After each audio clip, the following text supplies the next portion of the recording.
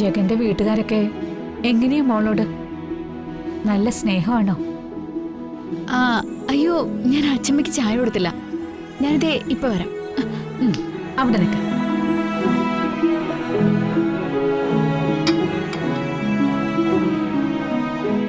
നിന്നേക്കാളും 10-20 കൊല്ലം ഈ ലോകം കണ്ടതിന്റെ അനുഭവ സമ്പത്തുണ്ട് ഈ ഊർമിളാന്റിക്ക്.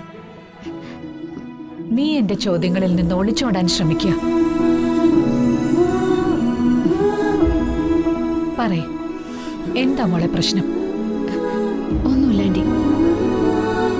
നീ ജഗന്റെ അരികിൽ നിൽക്കുമ്പോ ഭാര്യ ഭർത്താവിന്റെ അരികിൽ നിൽക്കുമ്പോഴുള്ള ആ ഒരു താളമില്ല.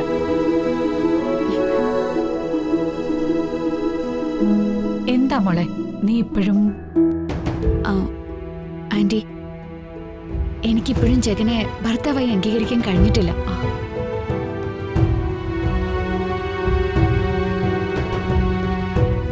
അമ്മ പറഞ്ഞെന്റെ കല്യാണ കഥകളൊക്കെ അറിഞ്ഞിട്ടുണ്ടാവല്ലോ ഊർമിള ആന്റി. ഒരു പെണ്ണറിയാതെ അവളുടെ കഴുത്തിൽ താലി കെട്ടിയവനെ എങ്ങനെ ഭർത്താവായിട്ട് അംഗീകരിക്കാൻ പറ്റും? ആന്റി തന്നെ പറ.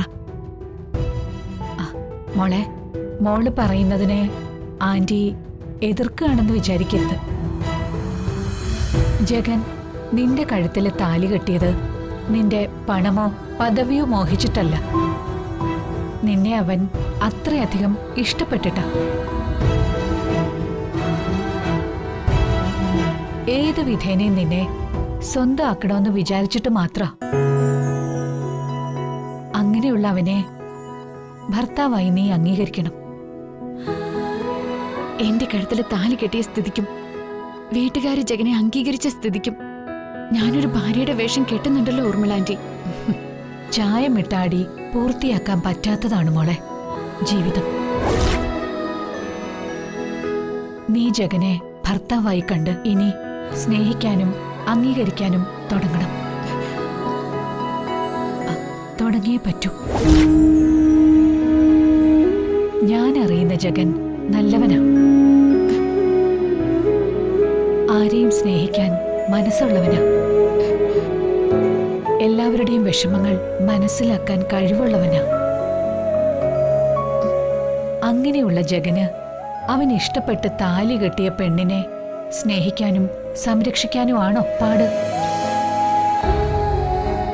അവൻ നിന്റെ കഴുത്തിൽ ഈ താലി കെട്ടിയിട്ടുണ്ടെങ്കിൽ അത് നിന്നെ സ്നേഹിക്കാനും നിന്റെ സ്നേഹം അവന് തിരികെ കിട്ടാനും വേണ്ടി മാത്രമായിരിക്കും. നീ അത് മനസ്സിലാക്കണം മോളെ. ജീവിതം ഒന്നേ ഉള്ളൂ. അത് പരസ്പരം മനസ്സിലാക്കാനും സ്നേഹിക്കാനും കൂടിയുള്ളതാ.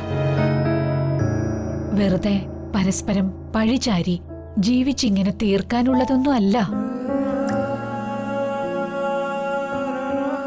സ്നേഹിക്കുക, സന്തോഷിപ്പിക്കുക. ജീവിതത്തിലെ ഏറ്റവും വലിയ സമാധാനവും സന്തോഷവും എല്ലാം നിങ്ങൾക്കിനി കിട്ടും. പതിയെ പതിയെ എല്ലാം ശരിയായിട്ട് വരും മോളെ. മാനത്തെ കൊട്ടാ